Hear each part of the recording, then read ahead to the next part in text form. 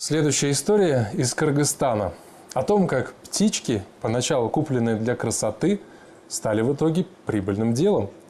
О хозяине этого дела говорят как о лучшем птицеводе страны. О нем пишут в иностранных журналах, его ставят в пример. Подробнее об этом уникальном предпринимателе мои коллеги Алмаз Шабданалиева, Тыныбек Казбеков. Здесь вытяжка. Обязательно надо следить за температурой. Перепелки птицы капризные. Перепады температуры для них настоящий стресс. Где-то 23, от 23 до 27. Они сами, у них температура высокая, тело, поэтому они не болеют и этим самым нагревают помещение. В этой маленькой комнате разместилась целая птицеферма семьи Сапаровых. 200 перепелок на 4 квадратных метра.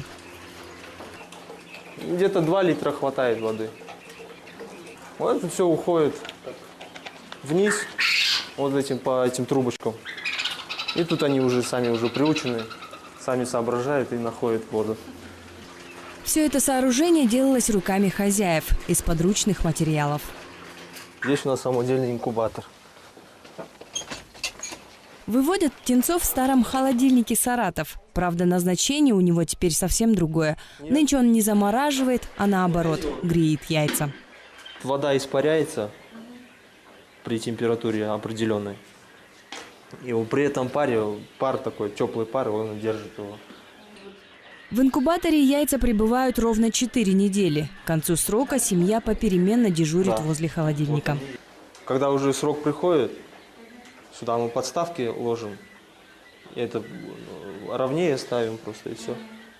Слаженную систему может сбить с толку только часто отключаемое в этом селе электричество. Но очумелые ручки хозяев и об этом похлопотали. Вот он, генератор, тоже собственного производства. Да, вот это и есть аккумулятор от автомобиля. Система та же, что и генераторы, в принципе. Вот. Данияр уже опытный птицевод. Не имея специального образования, о перепелках теперь он может рассказать буквально все. Птенец через полгода уже будет считаться старым.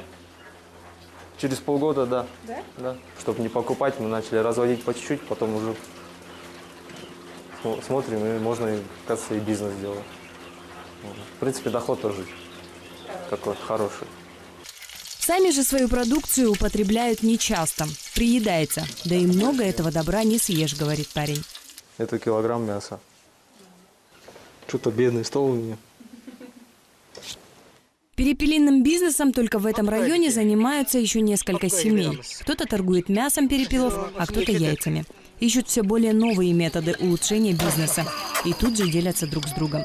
Конкуренции тут никто не боится. Спрос на биопродукты не упадет, уверены предприниматели.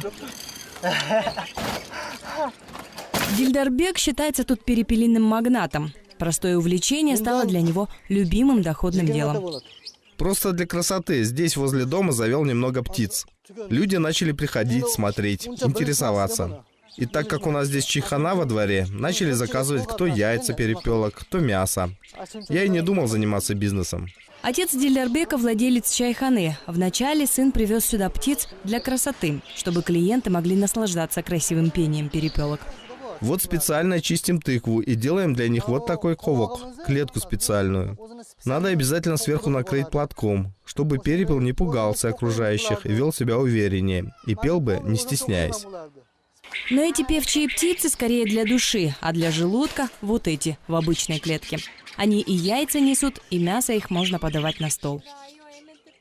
Ну, цена их 300-250 сомов, а яйца 10 сомов за штуку. Пусть и маленькое яйцо, но я их и на 5 куриных яиц не поменяю, потому что эти полезнее. С недавних пор только люди начали понимать, что яйца эти помогают в лечении многих заболеваний. От клиентов нет отбоя. О нем и о его бизнесе пишут в книгах и в иностранных журналах. Лучший птицевод-предприниматель.